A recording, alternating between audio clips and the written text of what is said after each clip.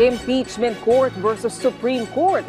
Yan ang naging sentro ng diskusyon ni Senador Jinggoy Estrada at Senador Kiko Pangilinan, lalo na sa usapin ng impeachment trial. Si Luisa Erispe sa sentro ng balita.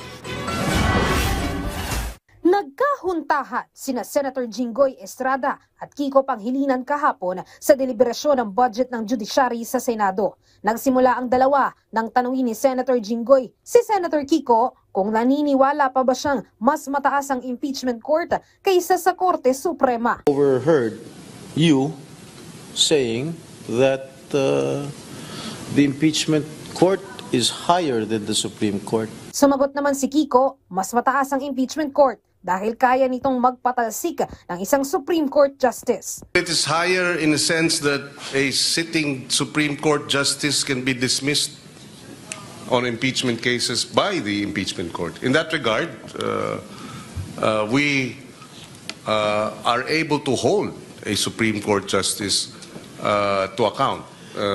We render judgment. So it's a novel legal question and legal argument. Pero bumanat ulit si Senator Jinggoy. Anya, ibig sabihin ba nito ay kayang papuntahin ng Senado ang isang Supreme Court Justice?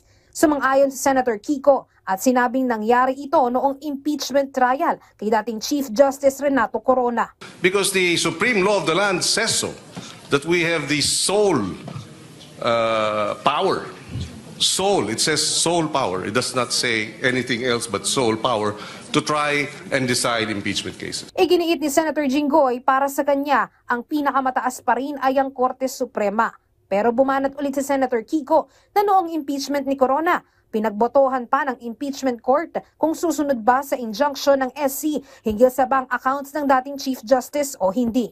We voted to respect 1210. We voted to respect the Supreme Court ruling. Yes, in other words, we could have voted not to. But of course, that was not the case. Yes, I know. And it was an exercise of our exclusive power as an impeachment court. Tanong naman ni Senator Jinggoy, paano kung ang boto ay hindi sumunod sa resolusyon ng SC? Pero sagot lang ni Senator Kiko, ang tanong ni Jinggoy ay isa lang haka-haka. Ayon naman kay Senator Jinggoy kung maaari bang i-review ng Korte Suprema kung nagkaroon ng grave abuse of discretion ang isang impeachment proceedings. Pero sagot lang ni Pangilinan, sub judice rule, kung dahil may gumugulong pang kaso sa SC hinggil dito. Natapos naman ang huntahan sa biro ni Kiko na. Thank you very much to the good senator from San Juan. Maraming salamat. Safe na ako. Luisa Erispe para sa Pambansang TV sa Bagong Pilipinas.